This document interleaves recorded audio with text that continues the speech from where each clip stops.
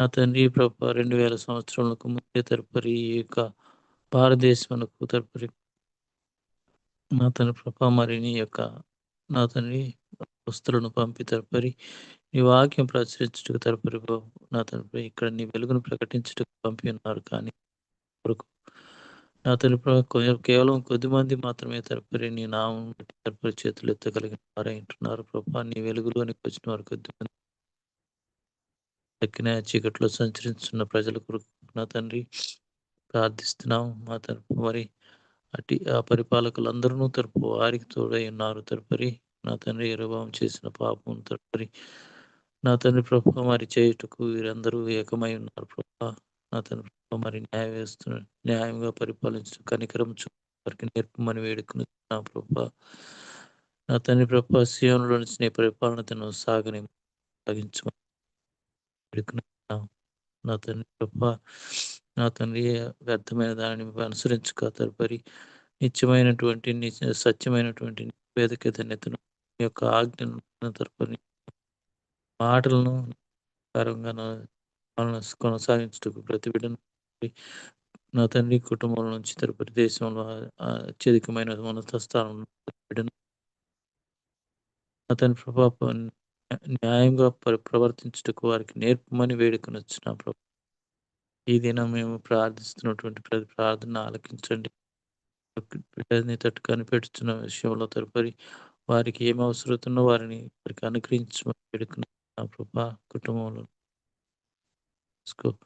వారికి తరపు యెహోవా మా కాపరి మాకు లేమి ఎంతో సంతోషమును ఆనందం ప్రతి హృదయం ప్రతి బిడ్డ యొక్క నా తరపు తరపుని యొక్క ఈవులతో నింపమని వేడుకొని వచ్చిన ప్రభా దినదినము మేలు చేయుటకు తదుపరి నీ కన్ను దృష్టి తరపుని కరుణా సంపన్నత తదుపరి ప్రతి కుటుంబం నిలిపించమని వేడుకొని వచ్చిన నీ అరచేతుల్లో మమ్మల్ని చెప్పుకొని నా ప్రభా కనికరించిన ఆయన తదుపరి ఈ దినం మేము ఏ వాక్యం వినబోచున్నాము తదుపరి నీ రాస్తున్నట్టు ఏ వాక్యం తదుపరి ఆ వాక్యం వినుటకు నగల చెవులను గ్రహించగల దేవుని మాకు అనుగ్రహించి ఆ వాక్యం మంచి నేలలో యోగ్యమైన మనసుతో స్వీకరించే హృదయం మాకు అనుగ్రహించి నా తండ్రి నూరంతలుగా ఫలించుటకు తరపున మమ్మల్ని బలపరచుమని ఇతుచున్న నీ వాక్యం తరపురి మా ప్రభా మా కొరకే తరపురి మేము బాగా ఫలించినట్లు తదుపరి మా ప్రభా విత్తనం మాలో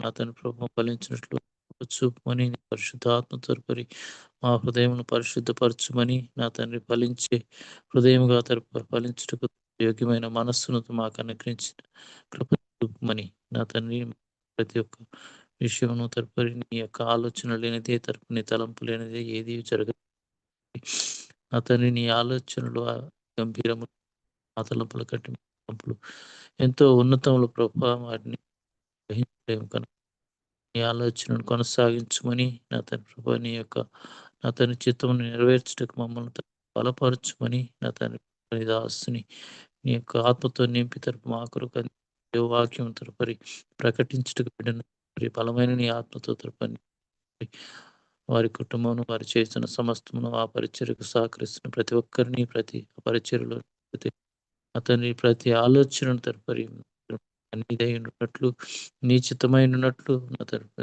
జరిగించమని నా తండ్రి ఇచ్చిన ప్రార్థన యొక్క పాదం చెంత తరపరి అంగీకరించి తరపరి అత్యధికముగా అనుగ్రహించి నీ కృప చూపమని యేసు పరిశుద్ధ నామమున బట్టి అడిగి వేడుకొనుచున్నాము తండ్రి ఆమేన్.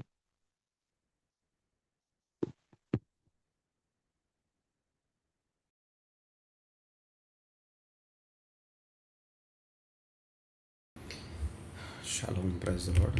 దేవునికి స్తోత్రం కలుగును గాక. ప్రభువైన యేసుక్రీస్తు గొప్ప నామమున ఏకీభవించిన మీ అందరికీ నా ప్రత్యేకమైనటువంటి వందనాలు, శుభములు తెలియజేస్తా ఉన్నాను. దేవుని నామము మన మధ్యలో సన్నతించబడును గాక.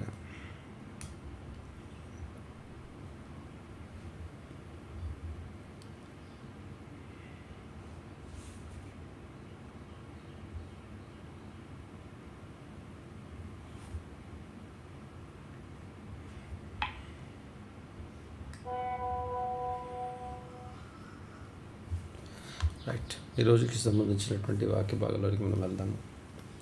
ఉదయకాలము మనము మన ధ్యానము ఉదయకాలపు మన ధ్యానము 38వ కీర్తన మనం ధ్యానం చేస్తూ ఉన్నాము.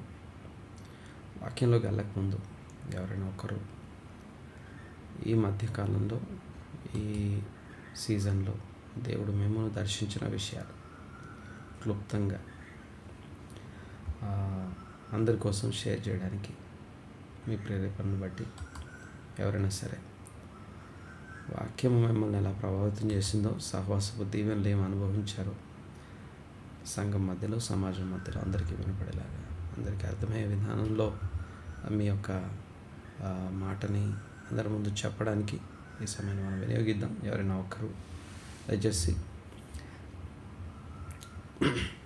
ఈ సమయాన్ని మనం వినియోగించుకుందాం. ఎవరైనా సరే ఒక్కరు.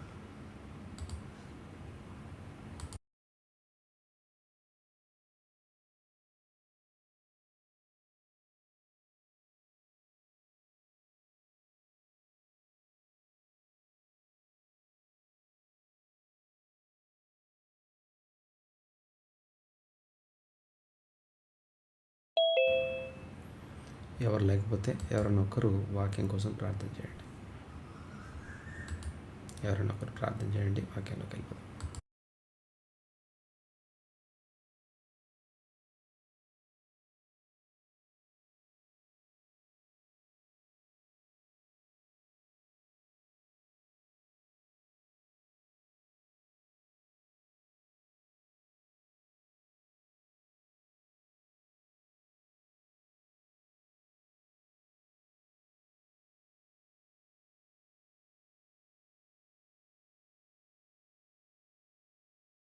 నా వాయిస్ వినిపిస్తుందా?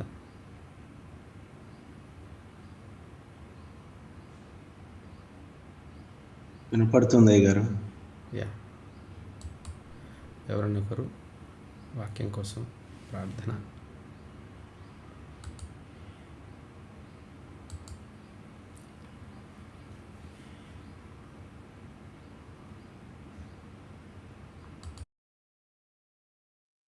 చాలా మంది స్తుతి స్తుతి స్తుతి స్తుతి స్తోత్రం స్తోత్రం స్తోత్రం స్తోత్రం స్తోత్రం స్తోత్రం స్తోత్రం సర్వోన్నత సర్వశక్తిమంతుడ సర్వాధికారి సర్వసైన్యములకు అధిపతి వారికి వేలాది వందనం వందనం వందనం ప్రభా. ప్రాతకాల సమయంలో మరి కుమారుని సన్నిధానానికి ఎక్కి రావడానికి సద్దులో సంఘంగా కూడి ప్రభా నీ నామంలో స్తుతించి ఆరాధించడానికి ప్రభా ఇతని ప్రార్థనాంశం బట్టి ప్రార్థించడం ప్రభావ మాకు అనుగ్రహించిన గొప్ప భాగ్యం బట్టి వేలాది వందనం ప్రభా. స్తుతి స్తుతి స్తుతి స్తోత్రం స్తోత్రం స్తోత్రం స్తోత్రం స్తోత్రం ప్రభా. సమయంలో ప్రభా నీ వాక్యము ద్వారా ప్రభా మీరు మమ్మల్ని దర్శించబోచినందుకే వాక్యపు వెలుగులో ప్రభా మాలో ఉన్న ప్రతి విధంగా అంధకారము తొలగించి వ్యక్తి వెలుగు సంబంధంగా మమ్మల్ని బాధిస్తుంది గొప్ప ప్రభా నీ మాట కొరకు వేలాది వందనములు ప్రభా. చుట్టూ తేని దారుల కన్నా మధురమైన నీ వాక్యం కొరకు వేలాది వందనములు ప్రభా. ప్రభా నీ వాక్యపు వెలుగులో ప్రభా ప్రభా ప్రభా ప్రభా మా అంతరంత్రం మమ్మల్ని ప్రభా పరీక్షించుకోవడానికి ప్రభా మీ కృప చూపించినందుకు వేలాది వందనములు ప్రభా. స్తుతి స్తుతి స్తోత్రం స్తోత్రం స్తోత్రం స్తోత్రం ప్రభా. నీ వాక్యోదక చేత మమ్మల్ని కడిగి శుద్ధి చేయండి ప్రభా. ప్రభా మాలో ఉన్న ప్రతి విధమైన ప్రభా ఈవిల్ ఇంక్లినేషన్ నుంచి ప్రభా మాకు విడుదల దయచేయండి ప్రభా. ఇంక వేలాది వందనములు ప్రభా. మా సోల్స్ ని హైడ్రేట్ చేసే ప్రభా నీ పరిశుద్ధ వాక్యం కొరకు వేలాది వందనం ప్రభా. ప్రభా లేత గట్టి మీద పడిన మంచి వాళ్ళే ప్రభా మా ఆత్మలను తెప్పరిలా చేస్తున్న ప్రభా నీ వాక్యం కొరకు వేలాది వందనములు ప్రభా. స్తుతి స్తుతి స్తోత్రం స్తోత్రం స్తోత్రం ప్రభా. వాక్యం వెల్లడం చూడనే ప్రభా మాలో ప్రభా మా హృదయంలో మీరు పరీక్షించిన దాన్ని బట్టి వేలాది వందనం ప్రభా. స్తుతి స్తుతి స్తోత్రం స్తోత్రం స్తోత్రం స్తోత్రం ప్రభా. ప్రభా విన్న వాక్యం ప్రభా మేము శ్రద్ధగా వినుటకు ప్రభా వినగలిగిన చెవులను గ్రహించగలిగిన హృదయం మాకు దయచేయండి ప్రభా. నా వాక్యం ప్రభా మా హృదయంలో నాటుకుని వాక్యానుసారం జీవించే జీవితం మా అందరికీ దయచేయండి ప్రభా. ఈ సంఘంతో మీరు మాట్లాడవచ్చు మీ మాట కొరకు వేలాది వందనములు ప్రభా. స్తుతి స్తుతి స్తోత్రం స్తోత్రం స్తోత్రం స్తోత్రం ప్రభా. ఈ దినమంతయు ప్రభా వాక్యం ధ్యానించే వారంగా ప్రభా వాక్యం మా జీవితంలో అనువదించుకొని మనం ఫేస్ చేసే ప్రతి ఛాలెంజెస్ లోనే ప్రభా ప్రభా మా దినచర్యలో ప్రభా ప్రభా వాక్యంలో ప్రభా వాక్యం ద్వారా మేము సమాధానం పొందుకోవడానికి కృప చూపిస్తున్నందుకు ఇంకా వేలాది వందనములు ప్రభా. స్తుతి స్తుతి స్తోత్రం స్తోత్రం స్తోత్రం ప్రభా. ఈ దాసుని రోజుల ఆత్మతో అభిషేకించి ప్రభా మీ నోటి బూరగా మీరు వాడుకొని మీరు మాత్రమే మాతో మాట్లాడుచున్న గొప్ప మాట కొరకు వేలాది వందనములు ప్రభా. స్తుతి స్తుతి స్తోత్రం స్తోత్రం స్తోత్రం స్తోత్రం ప్రభా. మేమందరము ప్రభా శ్రద్ధగా వినుటకు కృప చూపించిన ప్రభానికి వేలాది వందనములు ప్రభా. స్తుతి స్తుతి స్తోత్రం స్తోత్రం స్తోత్రం స్తోత్రం. సమస్త మహిమ ఘనత ప్రభావం మీకు మాత్రమే ఆరోపించుకుంటూ నన్ను తగ్గించుకుంటూ నామాన్ని మాత్రమే చేస్తూ ఈ కొద్ది ప్రార్థన మా కొరకే త్వరలో రానని యేసుక్రీస్తు అతి వినయంగా అడిగి వేడుకుంటున్నాం తండ్రి. ఆమేన్ ఆమేన్. రైట్. Praise the lord. దేవునికి స్తోత్రం కలుగును గాక. 38వ కీర్తన మనం ధ్యానం చేస్తూ ఉన్నాం. 38వ కీర్తన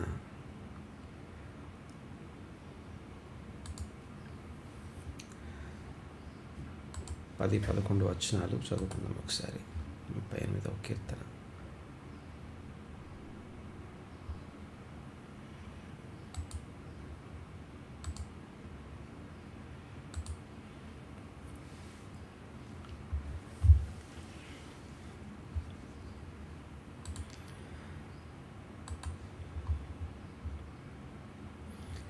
నా గుండె కొట్టుకొనుచున్నది, నా బలము నన్ను విడిచిపోయాను, నా కనుదృష్టియు తప్పిపోయాను.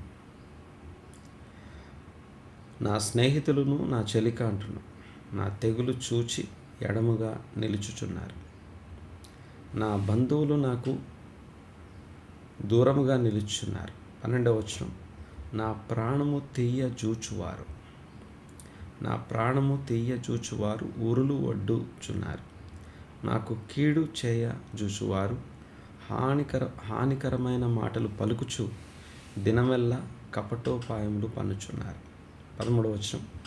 చెవిటివాడనైనట్టు నేను వినకయున్నాను, మూగవాడనైనట్టు నోరు తెరచుట మానితిని.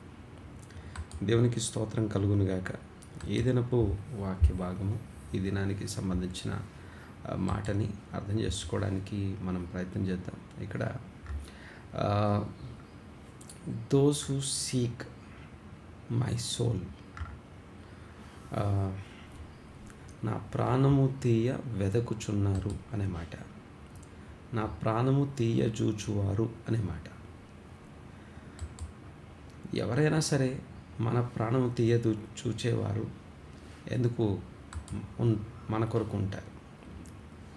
దాన్ని హీబ్రూ భాషలో మొత్తము 4 విషయాలు ఈ వచనంలో రాసి ఉన్నాయి. 1, those who seek my life, నా ప్రాణము తీయ చూచువారు. నిజంగా ప్రాణం తీసే ఆ యొక్క అవకాశము లేదా శక్తి, బలము ఈ యొక్క మానవులకు ఇవ్వబడిందా అని అడిగితే, ఇది అంతేకాకుండా ఒక వచనం మన జ్ఞాపకం వస్తూ ఉంటుంది. అది ఎలాంటి వచనం అంటే,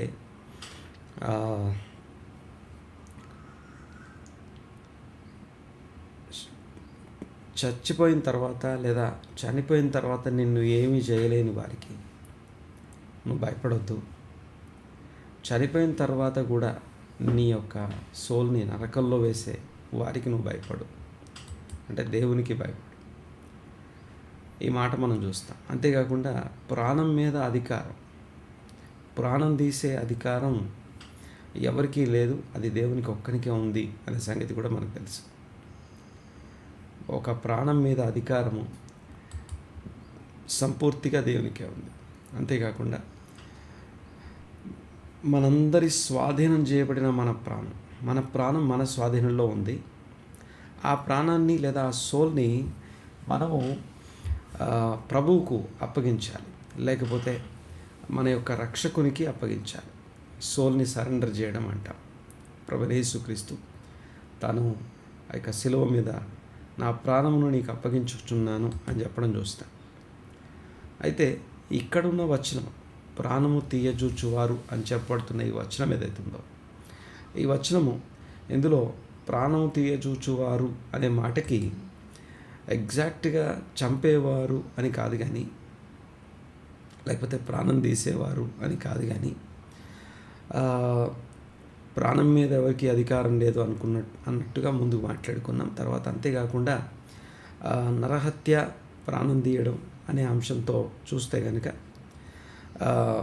కొంతమంది ద్వేషానికి, కొంతమందికి సంబంధించినటువంటి ఆ యొక్క దాన్ని బట్టి ఒకరు హత్య చేయగలిగే అది ఏమంటామంటే దేవుని యొక్క అధికారాన్ని తమ చేతుల్లోకి తీసుకునేవారు అనే మాట చూస్తాం.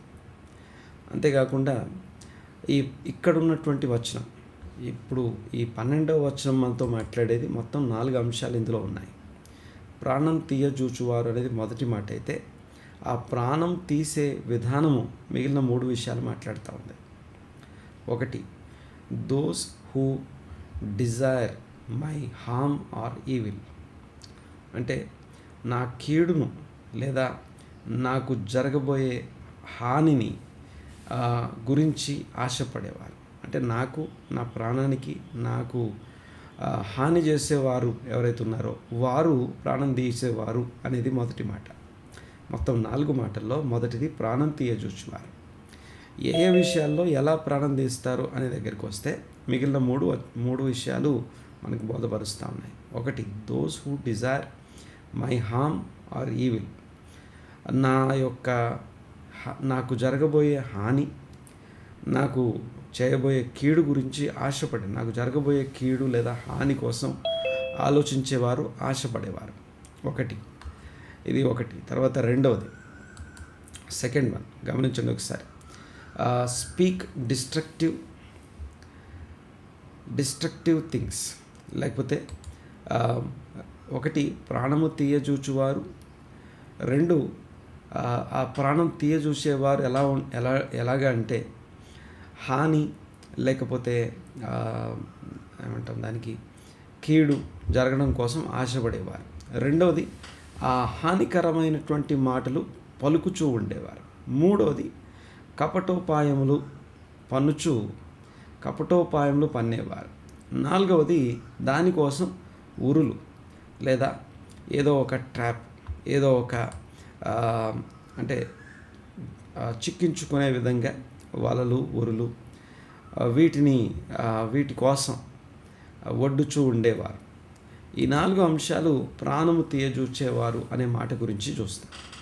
అయితే ప్రాణం తీయజూచుట అంటే మన ప్రాణం మీద ఒక వ్యక్తికి, ప్రతి వ్యక్తికి వారి ప్రాణం వారి స్వాధీనంలో ఉంది. ప్రాణము అంటే సోల్ అంటాం ఇంగ్లీష్లో సోల్ అని ఉంటుంది, హీబ్రూలో నెఫెష్ అని చూస్తాం. నెఫెష్ అనే మాటకి మన యొక్క ఇంటలెక్చువల్ అనగా జ్ఞానము, వివేచన, తెలివి ఇవన్నీ కూడా సోల్కి సంబంధించిన విషయాలు. మన తెలివి, గ్రహింపు, జ్ఞానము, వివేచన ఇవన్నీ కూడా, జ్ఞాపక శక్తి, మెమొరీస్ ఇవన్నీ కూడా సోల్కి సంబంధించిన విషయాలు. రెండవది, అదే సోల్కి సంబంధించిన రెండవ విషయం ఏంటంటే ఈక్యూ అంటాం, ఎమోషనల్ కోషంట్, అనగా అన్ని రకాల భావోద్వేగాలు ఇవి కూడా సోల్కి సంబంధించిన విషయాలు. మూడవది చాయిస్ అంటాం. చాయిస్ అంటే మనము ఎలాంటి చాయిస్ కలిగి ఉన్నాము అంటే వీ హ్యావ్ మనకు సంపూర్ణమైనటువంటి అధికారం ఉంది, సంపూర్ణమైనటువంటి చాయిస్, ఏ నిర్ణయం తీసుకోవాలి అనే చాయిస్ కూడా విల్లింగ్నెస్ అంటాం, మన సొంత చిత్తం అంటాం. ఈ సొంత చిత్తానికి సంబంధించిన ఈ యొక్క విల్లింగ్నెస్ కూడా, ఇదంతా కూడా సోల్కి సంబంధించిన విషయాలు. 3 గమనించండి ఒకసారి. ఈ 3 సోల్లో మనం చూస్తాం. ఒకటి, ఒక మనిషి యొక్క ఐక్యూ, ఇంటెలిజెంట్ కోషన్స్ అంటాం. 2, ఒక మనిషి యొక్క ఎమోషనల్ కోషంట్. మూడో దాన్ని ఏమంటామంటే అడాప్టబిలిటీ కోషన్స్, అంటే చిత్తము, చాయిస్, మన సొంతం. ఈ 3 సోల్కి సంబంధించిన విషయాలు. ఈ సోల్ మీద మనకు సంపూర్ణమైన సర్వాధికారాలు ఉన్నాయి. మన నిర్ణయాలు మనం తీసుకోవచ్చు, మనం అనుకున్నది మనం చేయొచ్చు, మనము అనుకున్నది, మనకు తోచింది, మనకు నచ్చింది మనం చేసుకుంటూ వెళ్ళిపోవచ్చు. తర్వాత మన ఎమోషన్స్ అన్నీ భయపడొద్దు అనుకుంటే భయపడకుండా ఉండగలం, భయపడాలి అనుకుంటే భయపడుతూ ఉండగలం, సంతోషంగా ఉండాలనుకుంటే ఏమీ లేని చోట కూడా సంతోషంగా ఉండగలం. అంతేకాకుండా ఇలాగా సో ఈ ఎమోషనల్ కోషంట్ కూడా, అనగా ఈ 3 కూడా సోల్కి సంబంధించిన విషయాలు. అయితే ఒకరి ప్రాణము తీసివేయబడితే, అంటే ఒకరి ప్రాణం ఒకరి శరీరంలో ఉన్నంతసేపు ఇవన్నీ మనం కలిగి ఉంటాం. అయితే గమనించండి ఒకసారి, ఎప్పుడైతే ప్రాణము శరీరాన్ని విడిచిపెడుతుందో ఇవన్నీ నిద్రాణమైనటువంటి స్థితిలోకి వెళ్తాయి. అనగా దాన్నే మనం మరణము అని పిలుస్తాం. అయితే ఇక్కడ విషయం ఏంటంటే అవతల వాళ్ళ లేకపోతే ఇంకొకరి యొక్క ప్రాణం తీసే అవకాశం, ప్రాణం తీసే పరిస్థితి, దీనికి కారణం ఏంటి? కయీను హేబేల్ని చంపడం అనే ఫస్ట్ మర్డర్ని మనం చూస్తాం. ఫస్ట్ మర్డర్లో అంటే కయీను తన చేతుల్లోనికి కయీను ప్రాణం తీసుకోవడానికి, అంతేకాకుండా ఇంకొక వాటిలో చెప్పాలంటే బైబిల్ భాషలో మాట్లాడితే ఒకరి రక్తము వారి ప్రాణము అని చెప్పబడతా ఉంది. ఒకరి రక్తము వారి ప్రాణం అంటే కయీను చేతుల్లో నుండి భూమి అంట ఆ రక్తాన్ని తీసుకుంది అని చదువుతాం. కయీను చేతుల్లో నుండి హేబేలు యొక్క ప్రాణాన్ని లేదా హేబేలు యొక్క రక్తాన్ని భూమి తాగింది లేదా భూమి తీసుకుంది అని చూస్తాం. అయితే దీన్ని రక్తాపరాధముగా దేవుడు ఎంచినట్టుగా మనం చూస్తాం. ఇక్కడ గమనించండి ఒకసారి, ఈ ఈ ఈ దృక్కోణంలో నుంచి మనం చూస్తే అంటే కయీను హేబేలు బ్రతికుండడం కోరుకోవట్లేదు. హేబేలు బ్రతికుండడాన్ని, హేబేలు యొక్క బ్రతుకును కోరుకోకపోవడానికి లేకపోతే హేబేలు యొక్క ప్రాణం తీసేయాలనే ఆలోచన రావడానికి కారణం ఏంటి అని అడిగితే తనలో ఉన్నటువంటి ద్వేషము, ఆ ద్వేషము లేకపోతే ఏమంటామంటే ఈ హేబేలు అనే ఒక సోల్ భూమి మీద లేకపోతే, హేబేలు అనే ఒక సోల్ భూమి మీద లేకపోతే నాకు ఏ అడ్డం లేదు, నాకే ఇబ్బంది లేదు అనే ఒక ఆలోచన. ఇక ఇది ప్రాణం తీయజూడడానికి కారణమైతే సరే, ఇక్కడ ఉన్నటువంటి కాన్సెప్ట్ ఇక్కడ 12వ అధ్యాయము 38వ కీర్తన 12వ వచనంలో ఉన్నటువంటి అంశం ఇక్కడ పైనుంచి మనం చదువుతూ వస్తున్నాం. విలాప కీర్తన ఇది. ఈ కీర్తన యొక్క ఉద్దేశం నా ప్రాణం తీయజూచువారు ఉర్లొడ్డువారు అని చెప్పి ఇక్కడ వేరే ఎవరో మనుషుల్ని అక్కడ పెట్టి మాట్లాడడం అసలు ఈ కీర్తన ఉద్దేశం కానే కాదు. ఈ కీర్తన ఉద్దేశము ఈ యొక్క విలాప కీర్తన యొక్క ఉద్దేశము, ఈవెన్ బైబిల్లో విలాప కీర్తనలు ఎందుకు రాయబడ్డాయి? విలాప కీర్తనలు అవి మనకి టెక్స్ట్ అనగా మనకు ఒక చక్కని మార్గాన్ని ఇస్తున్నాయి. అనగా అవి పట్టుకొని దేవుని సన్నిధిలో ప్రార్థన చేయడానికి, ఆరాధించడానికి, లేదా దేవుని సన్నిధిలో మన యొక్క సోల్ యొక్క ప్యాంటింగ్ అనగా సోల్ యొక్క ప్రాణము ఆశపడ్డం ఎలా ఉంటుందో మనకి సహాయం చేయడానికి వ్రాయబడతా ఉంది. తర్వాత ఉరులు వడ్డుచున్నారు, ఒకటి తెలుగులో మనకి ఉరులు వడ్డుచున్నారు, కీడు చేయజూచువారు ఉన్నారు, హానికరమైన మాటలు పలుకుచూ ఉన్నారు, దినమెల్లా కపటోపాయములు పన్నుచున్నారు. సో ఈ అన్నీ ఇక్కడ ఉన్నటువంటి మాటలు ఇవన్నీ కూడా ప్రాణం తీసే విధానము 4 విషయాల్లో రాస్తున్నాయి. ప్రాణం తీయడం అంటే యేసుప్రభు నరహత్య చేయరాదని మీరు విని ఉన్నారనే వచనం మనము పదే జ్ఞాపకం చేసుకుంటూ ఉంటాం. కనుక అక్కడ మనం చూస్తే మాటలు అని చూస్తాం. హానికరమైనటువంటి మాటలు పలుకుచు. ఒకటి ఉరులు వడ్డుచు. తెలుగు భాష ఆర్డర్లో మనం చూస్తే ఉరులు వడ్డుచు ఉన్నారు అంటే ఏదో ఒక చోట చిక్కించుకోవాలి, దొరికించుకోవాలి, లేకపోతే ఏమంటామంటే ప్రాణం తీయడం కోసం ప్రాణంను చిక్కించుకుంట, దానికోసం జరిగే ప్రయత్నాలు దినమెల్లా. ఇది ఎప్పుడెప్పుడు జరుగుతున్నాయంటే ఒక దినమంతా ఈ ప్రయత్నాలు జరుగుతూనే ఉన్నాయి. ఆ తర్వాత కీడు చేయజూచువారు, ఏదో ఒక కీడు, ఏదో ఒక హాని తలపెట్టడం. సో ఏదో ఒక హాని తలపెట్టే విధానం. తర్వాత మూడోది దానికోసం కపటోపాయములు అని చదువుతాం. డిసిట్ఫుల్ లేకపోతే కపటోపాయములు పన్నుచున్నారు, ఉరులు వడ్డుచున్నారు, ప్రాణం తీసేవా. ఇవంతా కూడా మనం చూస్తే మన ప్రాణం కోసం మనం పోరాడుతున్నట్టుగా, మన ప్రాణం కోసం మనం ప్రయాసపడుతున్నట్టు మనందరికీ బాగా తెలుసు. మనము ప్రతిరోజు కూడా ఈ ప్రాణము అడగబడతా ఉంది. మనందరికీ ఈ ఉపమానం తెలిసే ఉంటుంది. ఏంటంటే ఈ రాత్రికి నీ ప్రాణం అడుగుచున్నారు అనే మాట. అక్కడ ఒక ధనవంతుడు లేకపోతే బాగా విస్తారంగా పంట పండిన తర్వాత ఆ యొక్క పంట నుండి తను ఏం చేస్తున్నాడంటే, నేను నాకు పండినటువంటి యొక్క విస్తారమైనటువంటి దాన్ని నా కొట్లు తెరిచి నా కొట్లను విప్పి, ఇవి సరిపోదు కాబట్టి ఇవి పెద్ద కొట్లు నా కోసం కట్టించుకుంటాను, అందులో వీటిని స్టోర్ చేసుకుంటాను. సో ఇలాగా తన గురించి తాను ఆలోచిస్తూ ఉన్నటువంటి వ్యక్తి నేను నేను నేను అనే మాట, మై సెల్ఫ్ అనే మాట పదే పదే ఆ ఉపమానంలో చూస్తాం. సో చివరికి ఫూలిష్, ఒక మూర్ఖమైనటువంటి వ్యక్తి ఈ రాత్రికి నీ సోల్ని అడుగుతున్నారు. మన సోల్ని ఎవరు అడుగుతారు? మన సోల్ని అడిగే వాళ్ళు ఎవరు? గమనించండి ఒకసారి. ఇక్కడ నా ప్రాణం తీయజూచువారు మనుషులు కాదు అనే సంగతి మొదట మనం గ్రహించాలి, మనం అర్థం చేసుకోవాలి. ఈ కీర్తన మన ప్రాణము తీయజూచువారు అని ఎవరి గురించో తెలియడం చాలా అవసరం.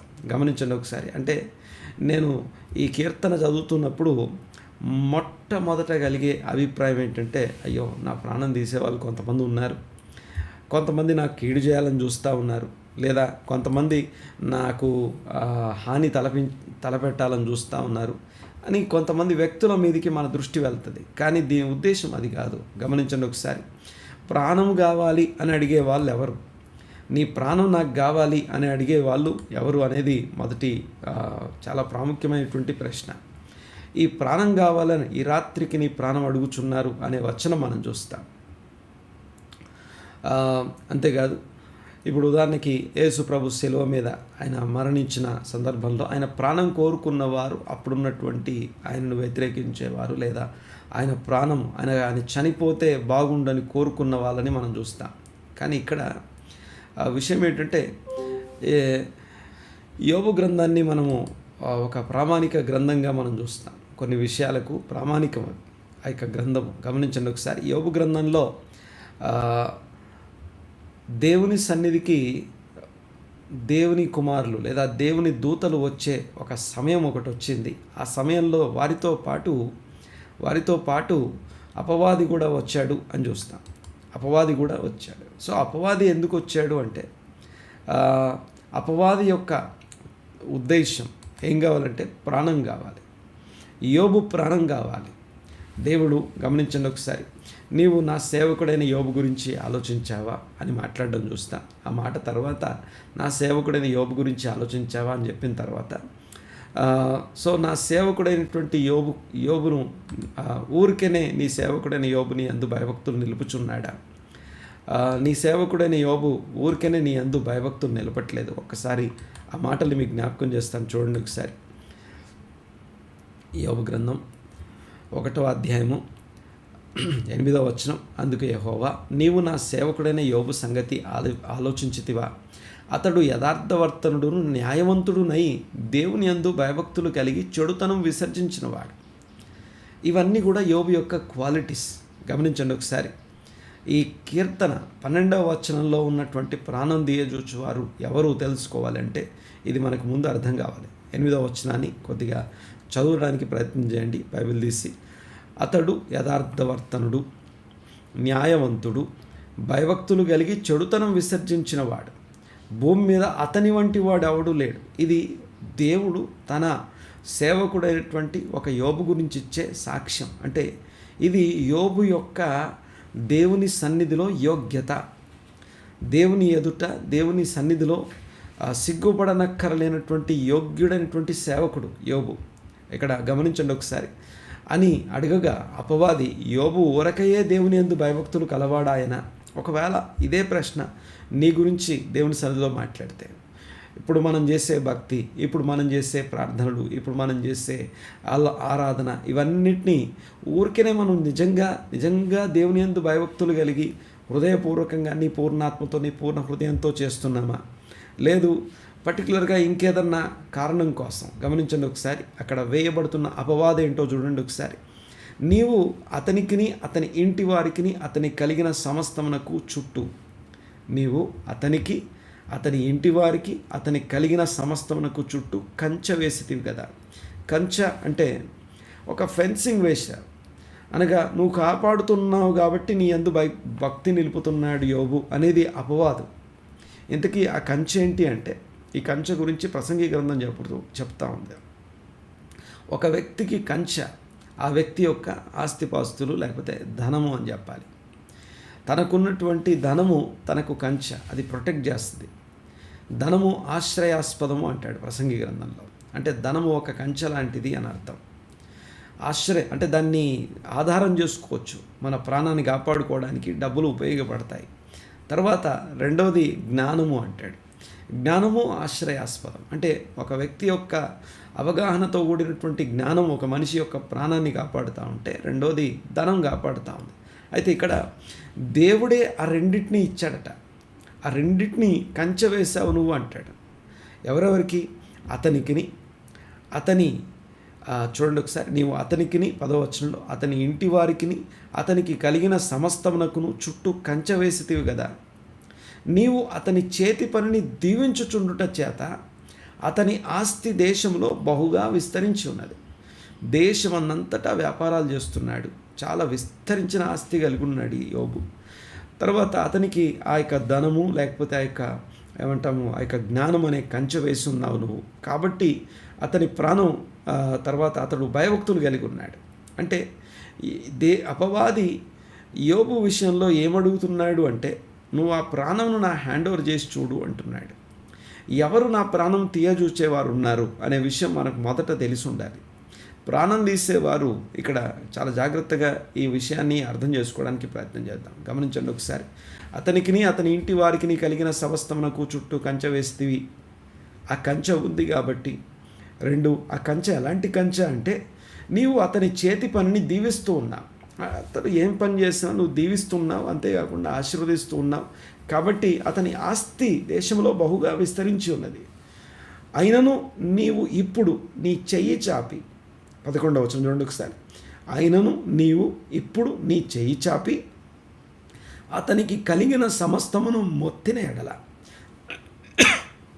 అతనికి కలిగిన సమస్తమును నీవు మొత్తిన ఎడల నీ ముఖము ఎదుటనే ఓకే, మనము ఏమనుకున్నాం? దేవుని సన్నిధిలో దేవుని ఎదుట యోగ్యునిగా అని మాట్లాడుకున్నాం. ఆ దేవుని సన్నిధిలో దేవుని ఎదుట యోగ్యుడైనటువంటి, సేవకుడైనటువంటి, సిగ్గుపడనక్కర్లేని పనివాడుగా ఉన్నటువంటి యోబు ఇప్పుడు దేవుని సముఖంలో నీ ముఖం ఎదుట నిన్ను దూషించి, ఓకే, దేవుణ్ణి దూషిస్తామా మనం? గమనించండి ఒకసారి. దేవుణ్ణి దూషించుట అంటే దేవుణ్ణి దూషించక్కర్లేదు. యోబు భార్య చెప్తా ఉంది, నీ యథార్థతను విడిచిపెట్టడమే మనం అనుసరిస్తున్నటువంటి జ్ఞాన ప్రత్యక్షతలు కలిగినటువంటి న్యాయము, యథార్థత, లేకపోతే మన యొక్క భక్తిని విడిచిపెట్టడమే దేవుని దూషించుటతో సమానం. గమనించండి ఒకసారి.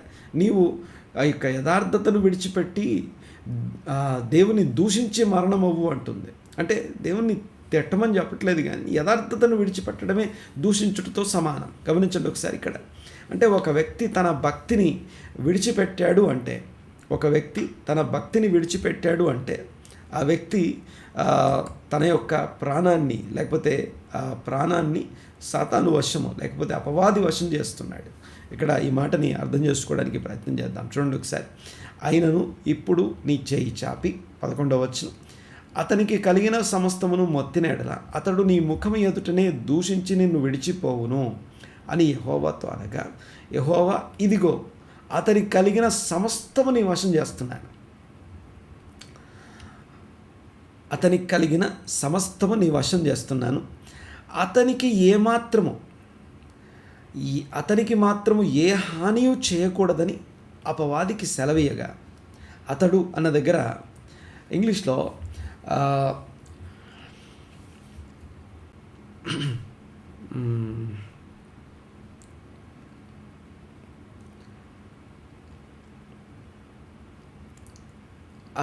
అతడు అన్న దగ్గర, అతడు అంటే హిస్ నెఫెష్, ఆయన యొక్క సోల్, ఆ ప్రాణానికి హాని చేయొద్దు అని మాత్రమే చెప్తూ అతనికి కలిగిన సమస్తం. ఇక్కడ ప్రాణం తీయజూచువారు అంటే ఎందుకు ప్రాణం కావాలి? ఇప్పుడు అపవాదికి యోబు యొక్క ఆస్తి కావాలా? యోబు యొక్క ఆరోగ్యం కావాలా?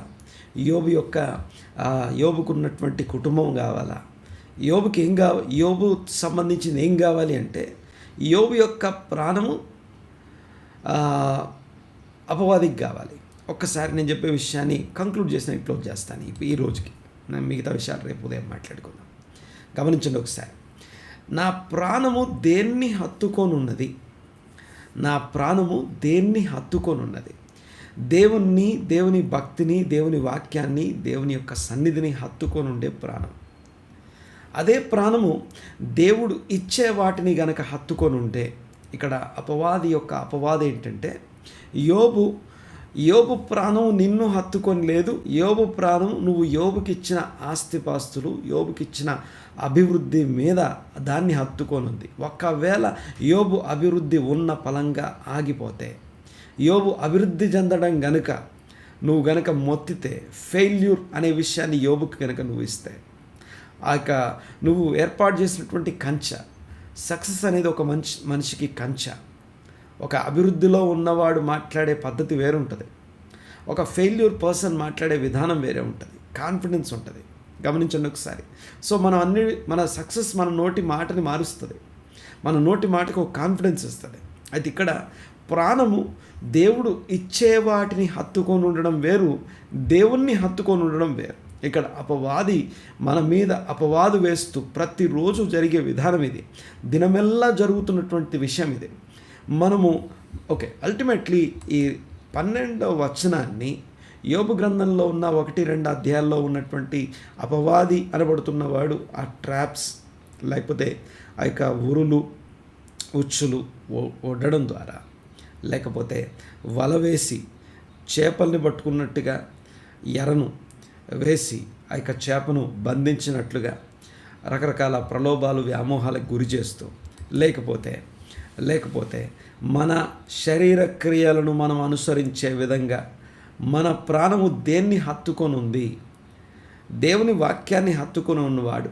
అందుకనే మనం సామెతల గ్రంథం 3వ అధ్యాయం 6వ వచనంలో చూస్తాం, నీ యొక్క సమస్తం మీద పూర్ణమైనటువంటి అధికారానికి, ఆధిపత్యానికి దేవునికి అప్పగించమని, దేవుని ఆధిపత్యానికి, అధికారానికి, నీ సమస్త ప్రవర్తన యందు దేవుని అధికారానికి, ఆధిపత్యానికి లోబడుము అనే మాట మనం చూస్తాం 3వ అధ్యాయం 6వ వచనంలో. దేవునికి స్తోత్రం కలుగునుగాక. సో ప్రాణము తీయజూచువారు, ఇలాంటివి రోజు మన ఆత్మీయ జీవితంలో కనబడుతూ ఉన్నాయి. మనం పోరాడున్నది శరీరులతో కాదు కానీ మనకు తెలియకుండానే ఏదైతే సేఫ్ ప్లేస్, ఏదైతే బెస్ట్ పార్ట్, ఏదైతే నేను ఇక్కడ రెస్ట్ తీసుకోవచ్చు, విశ్రాంతిగా ఉండొచ్చు అనుకొని ఏ స్థానానికి చేరుకున్నామో ఆ స్థానాన్ని హత్తుకోవడం కాదు కానీ అది ఇచ్చిన దేవుణ్ణి హత్తుకున్నాడు. యోబు నోటి మాట విషయంలో ఎక్కడ ఏ పాపం చేయలేదని 2 అధ్యాయాల్లో కూడా కంక్లూడ్ చేయబడుతుంది. సో 2 సార్లు యోబు ప్రాణము తన ఆరోగ్యం మీద లేదు, యోబు ఆస్తిపాస్తుల మీద, యోబు యొక్క అభివృద్ధి మీద లేదు, కానీ యోబు ప్రాణము దేవుణ్ణి హత్తుకొని ఉంది. అయితే నోటి మాటల్లో చిక్కించుకోవడానికి తన స్నేహితులు వచ్చి మాట్లాడుతూ ఉన్నారు. ఆ స్నేహితులు వచ్చి మాట్లాడే సందర్భంలో ఆ మాటల్లో ఒక ఫెయిల్యూర్లో ఉన్నప్పుడు, లేకపోతే ఒక నష్టంలో ఉన్న వారి వాయిస్ రాదు కదా, అలాంటి వాయిస్లో కనుక అప్పుడే అసలైనటువంటి మాటలు బయటికి వస్తాయి. సో యోబు యొక్క అజ్ఞానాన్ని, మూర్ఖత్వాన్ని, లోపల దాచబడిన లోతైనటువంటి వాటిని బయటికి తీస్తూ ఉన్నారు.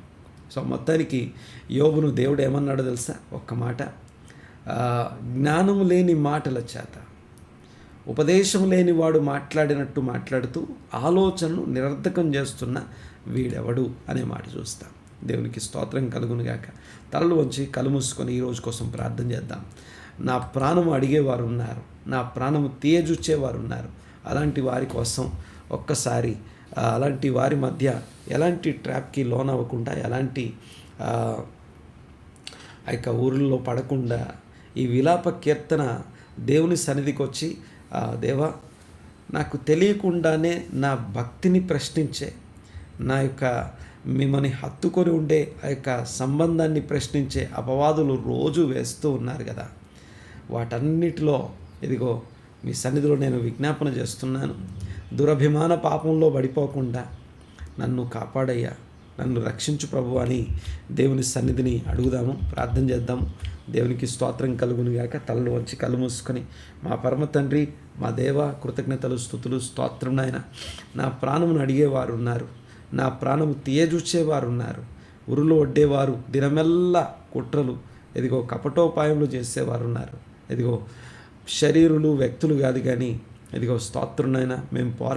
నేను పోరాడినది ఆ యొక్క ప్రస్తుత అంధకార సంబంధమైన లోకనాథులతో మేము పోరాడుతున్నామని మరొకసారి మా యుద్ధాలను మాకు జ్ఞాపకం చేసినందుకు మీకు వందనాలు, స్తుతులు, స్తోత్రం చెల్లిస్తున్నా. మనోనేత్రాలు వెలిగించండి, జ్ఞానము ప్రత్యక్షత కలిగిన మనస్సు దయచండి. ఈ దినము ఉదయకాలము నాతో పాటు ఏకీభవించిన ప్రతి వ్యక్తిని మీ హస్తాలకు అప్పగిస్తున్నాను. వారి వారి స్థితిగతుల్లో, వారి వారి పరిస్థితుల్లో మీ బిడ్డలకు తోడై ఉండి దీవించి ఆశీర్వదించి బలపరచండి. అక్కరలు అవసరతలు తీర్చండి ప్రభువా. మీ సన్నిధిని మీ బిడ్డలకు తోడుగా ఉంచి బలపరచమని ప్రార్థన చేస్తున్నాం. దేవా స్తోత్రం స్తోత్రం స్తోత్రం నాయన. వారి యొక్క దైనందిన ఉద్యోగాలు, వ్యాపకాలు, వ్యాపారాలు అన్నిట్లో తోడై ఉండండి, ఆశీర్వదించండి, బలపరచండి. వారి రాకపోకలు, వ్యాపకాలు, వ్యాపారాలు, క్రయ విక్రయాలు, లావాదేవీలు అన్నిట్లో మీ సన్నిధిని తోడుగా ఉంచండి. సమస్త కార్యములు జరిగించు దేవునికి భయపడి దేవుని సన్నిధిలో దేవదేవుణ్ణి హత్తుకునే ప్రాణాలతో ఈ సంఘాన్ని, సమాజాన్ని నింపుమని ప్రార్థిస్తున్నాను నాయన. మీకు వందనాలయ్యా. స్తోత్రం తండ్రి. మీ బిడ్డల మీద మీ కనుదృష్టి ఉంచండి. ఒక్కొక్క ప్రాణము తెలియని ఊర్లలో చిక్కుకొని ఇబ్బందులు పడుతున్నటువంటి ఆ సోల్స్ కొరకు ప్రార్థన చేస్తున్నామయ్యా. ఏది ఎమోషనల్ ట్రాపో తెలియక రకరకాల ఎమోషనల్ ట్రాప్స్లో ఇరుక్కున్న వారి కోసం ప్రార్థన చేస్తున్నామయ్యా. విడిపించండి. వారి పక్షంగా విజ్ఞాపన చేస్తున్నాం. ఇంకొక అవకాశం మీ బిడ్డలకు దయచేయండి. రకరకాల వ్యామోహాలకు లోనై నా కృప తమ యొక్క ఆత్మీయతను విడిచిపెట్టిన వారి కోసం ప్రార్థన చేస్తున్నాం. ఆ విడిచిపెడుతున్నామని, క్రిందికి దిగుతున్నామని అవగాహన కూడా లేకుండా ఆ యొక్క తప్పిపోయినటువంటి వారిలాగా చేపలు ఎలాగైతే వలలో చిక్కుకుంటున్నాయో, ఆ యొక్క గాలానికి చిక్కుకుంటున్నాయో అలాంటి వారి కోసం నేను ప్రార్థన చేస్తున్నాను. ఒక్కసారి ఈ సహవాసపు కంచె వారికి దయచేయండి ప్రభువా. ఈ సహవాసపు కంచె చేత ప్రాణములు కాపాడబడునుగాక, ప్రాణములు భద్రపరచబడునుగాక. ఈ ప్రాణాల కోసం ప్రార్థన చేసే వారిని లేవనెత్తండి. ఈ సహవాసపు కంచెను పునరుద్ధరించడం కోసం దేవా మీ కొందనాలు. ఆ యొక్క నిలబడే ఆ యొక్క విజ్ఞాపన కర్తలను లేవనెత్తండి ప్రభువా. సమస్త ఘనత, మహిమ, ప్రభావం మీకు ఆరోపిస్తూ ఏకీపించిన వారందరినీ దీవించి ఆశీర్వదించి యేసుక్రీస్తు గొప్ప నామమున ఈ ప్రార్థన అడిగి బ్రతిమాల వినయంతో వేడుకొంచున్నాము తండ్రి. Amen, amen, amen. ఆశీర్వాదం మా మీద పాట. ఆశీర్వాదంతో సెలవు తీసుకున్నాం. ఆశీర్వాదం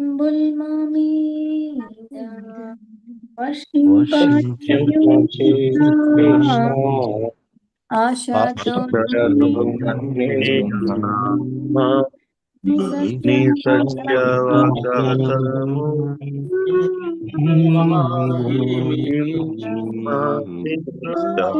కుమారించుము దేవా,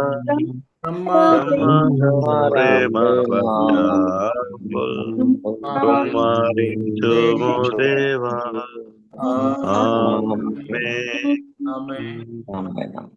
మన తండ్రి అయిన దేవుని ప్రేమ, ప్రభు అయిన యేసుక్రీస్తు వారి కృప, పరిశుద్ధాత్మ దేవుని అన్నటువంటి సన్నిధి, సహవాసము కూడి ఉన్న మనకి, సకల పరిశుద్ధులకు, సార్వత్రిక సంఘానికి, వాక్యం చెప్పిన దాసులకి, తలలు వంచి ఏకీభవించిన మనందరికీ దేవుని కృప సదాకాలం తోడైండి నడిపించునుగాక. ఆమేన్, ఆమేన్, ఆమేన్. షాలోమ్ అండి, అందరికీ షాలోమ్.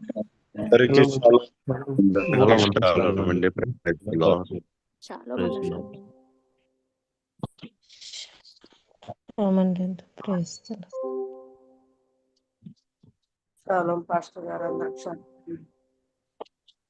అందరికి షాలోమ్ అయ్యారు. అందరికి కూడా షాలోమ్ అయ్యారు. షాలోమ్ అయ్యారు. అందరికి షాలోమ్ అయ్య గారు, అందరికి షాలోమ్. Recording stop.